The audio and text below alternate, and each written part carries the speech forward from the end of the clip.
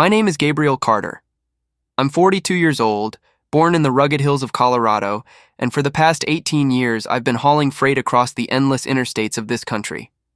I'm a long-haul trucker by profession, the type who knows every rest stop from Denver to Dallas, every diner with decent coffee, and every stretch of highway where the stars feel close enough to touch. The job's demanding, days blending into nights, CB radio chatter for company, and the constant hum of diesel under my feet. But it paid the bills, and it let me carve out a stable existence back in Boulder, where the mountains frame the sky and folks still believe in wide-open spaces. That's where I built my home with my wife, Sarah Jenkins, a woman who turned heads with her easy confidence and sharp wit. We'd been married for 8 years, living in a modest ranch-style house with a wraparound porch, a Chevy Silverado in the garage, and a fire pit out back for summer barbecues. It wasn't extravagant, but it was grounded, reliable, like the life I thought we'd created together. Sarah worked in real estate downtown, showing properties to families dreaming of their forever homes. She was polished, always in tailored blazers and heels that clicked with purpose. She'd host open houses on weekends, charm clients over brunch, and come home with stories of quirky buyers that made us both laugh. She often told me how much she respected my grind on the road. "I couldn't handle all that solitude," she'd say, wrapping her arms around me after a long run. "But you make it look effortless." I'd pull her close and reply, "It's the thought of you waiting that keeps the wheels turning." And I believed it, every word. Even my mom, Vivian, who lived just a short drive away in a cozy cabin near the foothills, would nod approvingly. "You've got to keep her there," she'd say, dropping off homemade chili and a bit of advice. Vivian had that no-nonsense rancher's edge, honed from years raising me solo after Dad passed young. She'd remind me to check in often, even from truck stops in Kansas.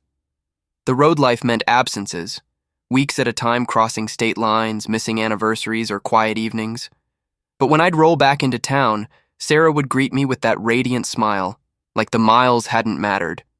We didn't have children yet, but we'd discussed it over late-night talks, her tracing patterns on my arm as we lay in bed. "Someday," she'd muse, "when the timing aligns." I figured we were on track. Careers first, then family. It made sense in my logical mile-marker mind.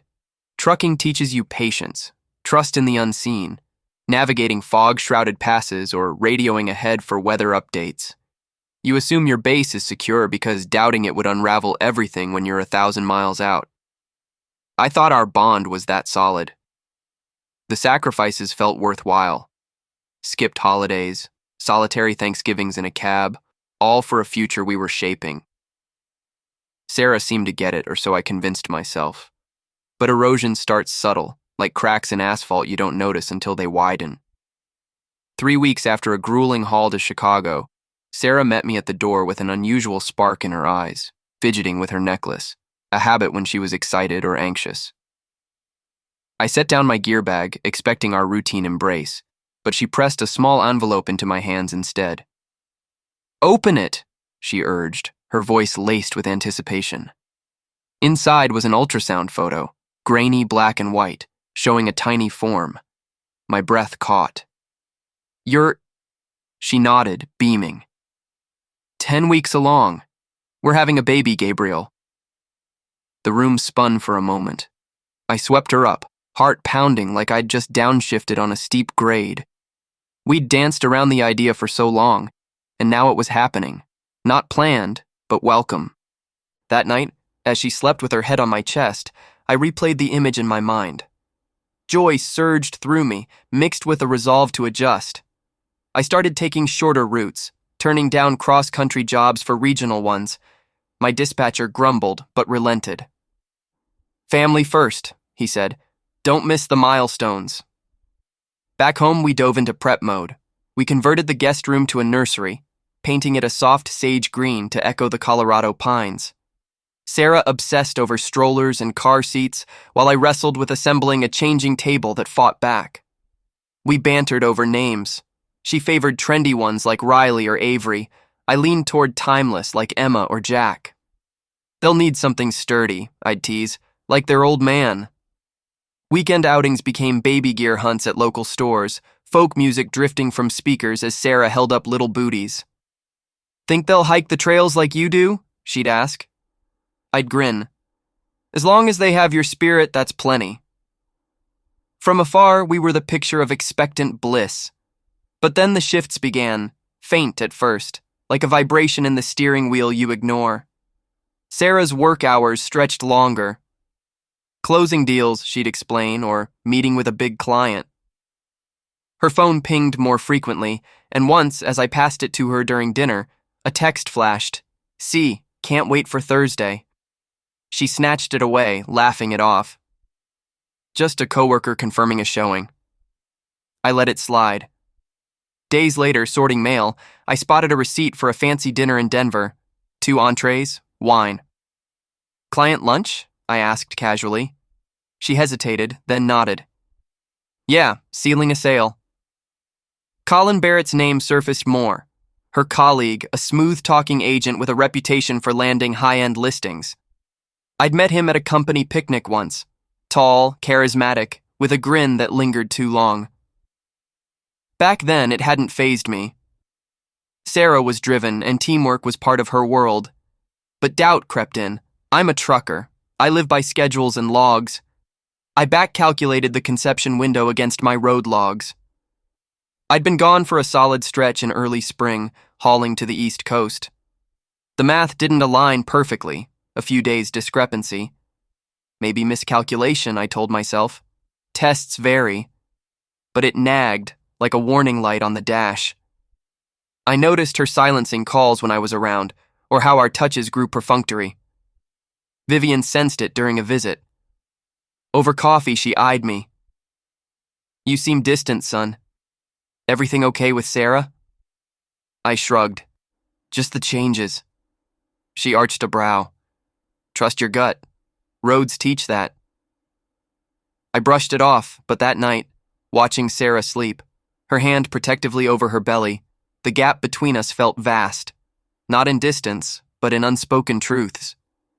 The final month blurred into appointments and anticipation. I worked local gigs, tried to bridge the growing divide without voicing fears.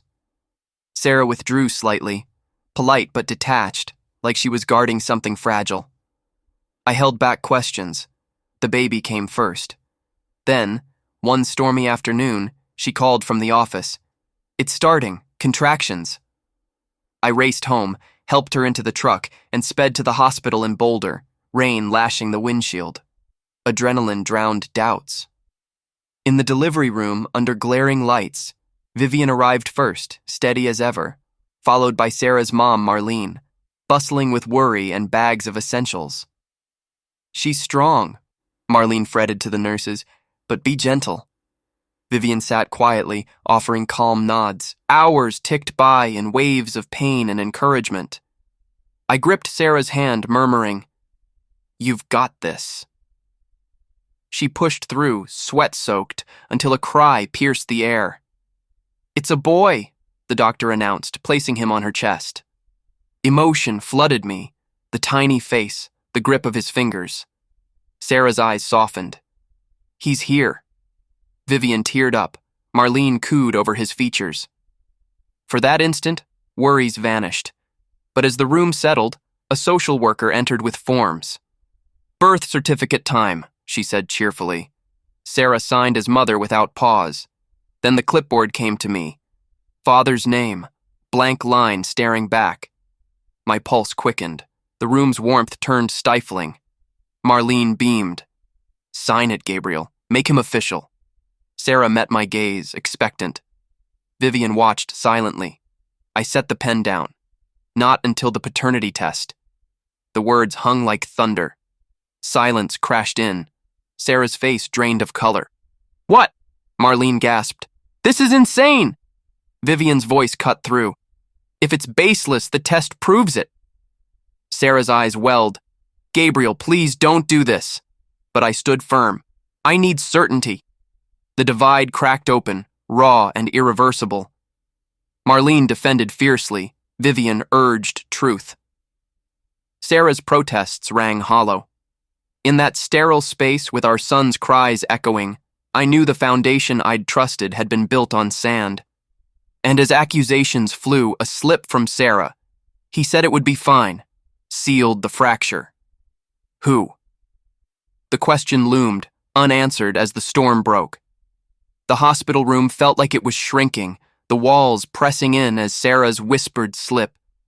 He said it would be fine. Hung in the air.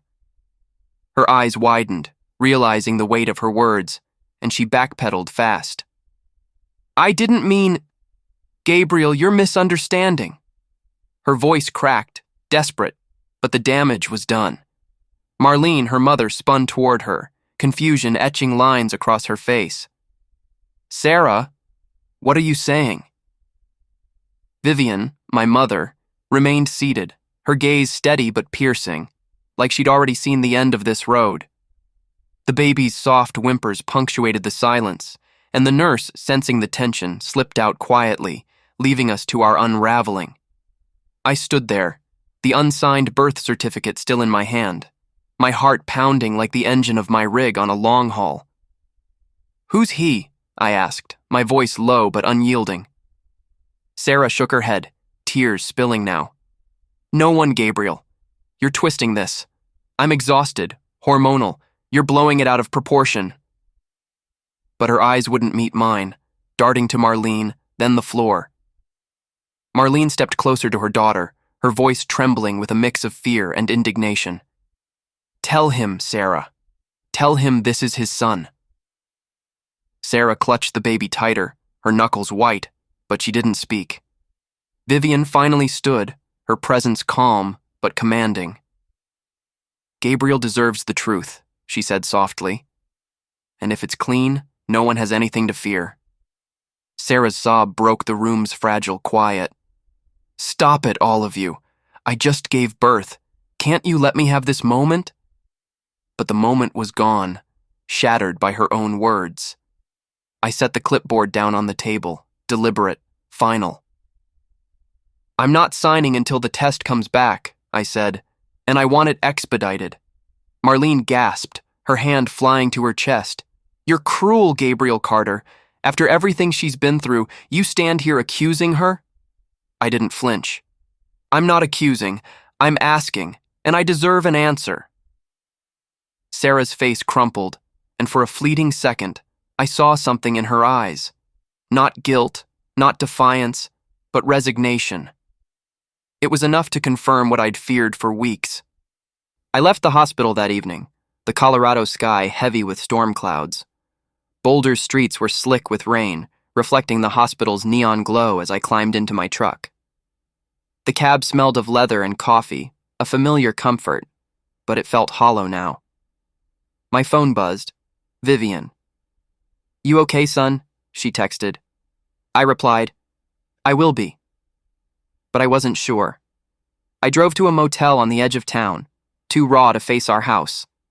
The clerk barely looked up as I checked in, and the room was as anonymous as the miles I'd driven, a bed, a lamp, a hum of traffic outside. I sat on the edge of the mattress, staring at the envelope with the hospital forms I'd refused to sign. My hands shook as I dialed my old friend Nate Harper, a lawyer who'd helped me with a contract dispute years back. Gabriel, he answered, voice warm but cautious. It's late. What's wrong? I told him everything. The ultrasound, the doubts, the hospital showdown. He listened without interrupting, then said, Protect yourself first. Freeze joint accounts tonight. Get me your financials, the deed to the house, anything tying you to her. We'll move fast. I nodded, though he couldn't see. And the test? I asked. I'll arrange it tomorrow, he said. Stay calm, Gabriel. Don't let this break you. The next morning, I met Nate at a diner off Route 36. The place smelled of bacon and syrup, truckers and locals murmuring over coffee. He slid a folder across the table, preliminary divorce papers. If the test confirms what you suspect, this is your next step, he said. If it doesn't, you decide how to proceed. I flipped through the pages, each one a cut deeper into the life I'd thought was mine. What about the kid? I asked. Nate's eyes softened. If he's not yours, you walk away clean. If he is, we'll fight for what's fair. I nodded, the weight of it settling in. That afternoon, I drove to the house to gather my things. The neighborhood was quiet, the Rockies looming in the distance like silent judges. Inside, the nursery door was ajar, sage walls glowing softly. I avoided it, grabbing only essentials: clothes, my dad's old pocket knife, a photo of Vivian from my childhood. Sarah's perfume lingered in the bedroom, and I found a stack of her business cards on the dresser, Colin Barrett's name scribbled on one with a date and time. My stomach twisted, but I tucked it into my pocket and left. Days crawled by, each one heavier than the last. I stayed at the motel, filling hours with paperwork and short hauls to keep my mind occupied. Then, on the fourth day, my phone rang. Nate. "Results are in," he said. "Meet me at my office. Bring Vivian if you can." I called her, and she was there in an hour, her face etched with quiet resolve. We sat in Nate's cramped office, the envelope between us like a loaded gun. He opened it, scanned the page, then slid it to me. Probability of paternity, 0%. The words hit like a missed gear, jarring but not surprising. Vivian squeezed my arm. "You did right by asking, Gabriel." I nodded, unable to speak. I drove to Marlene's house where Sarah was staying. She opened the door, the baby asleep in a bassinet nearby. Marlene hovered behind her, eyes wary. Vivian stood at my side, silent but solid. I held up the results. "It's not mine."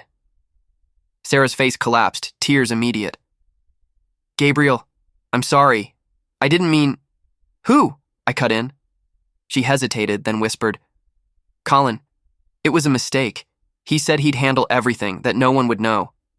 Marlene gasped, turning to her daughter. "You lied to us all?" Sarah sobbed, but I felt nothing. No anger, no pain, just clarity. "We're done," I said. "Nate's filing the papers." I walked out, Vivian behind me, the door closing on Sarah's cries. Word spread fast in Boulder's tight-knit circles. Colin Barrett's name surfaced in whispers, then louder, clients pulling listings, his real estate profile scrubbed from the agency's site. A week later, a former colleague, Jake, called me. "Colin's done," he said. "He's been let go. Rumors about him chasing other truckers' wives got out. He's toxic now." I didn't ask for details. It was enough to know the truth had teeth. Months later, I heard Colin had moved to Denver, his career in tatters, his charm no longer enough to save him. I didn't care to track him down. Some reckonings don't need a fist. I went back to the road, the only place that made sense. The Rockies stretched endless, the hum of the engine a steady companion. Vivian called often, her voice a tether to home. "You're stronger than this," she'd say. One evening, at a truck stop outside Durango, I met Lila Hayes, a mechanic with grease-stained hands and a laugh that cut through the noise. We talked over coffee, no expectations, just stories of the road. She didn't know my past, and I didn't need to explain it. For the first time, I felt the weight lift, just a little. Now, as I sit in my cab watching the sunset paint the mountains gold, I ask myself, could I have stopped it? Maybe. But the road taught me this. Some loads you carry and some you let go. I tossed my wedding ring into a canyon months ago, watched it vanish into the earth. The past is gone, but the horizon's wide open. And that's enough for now.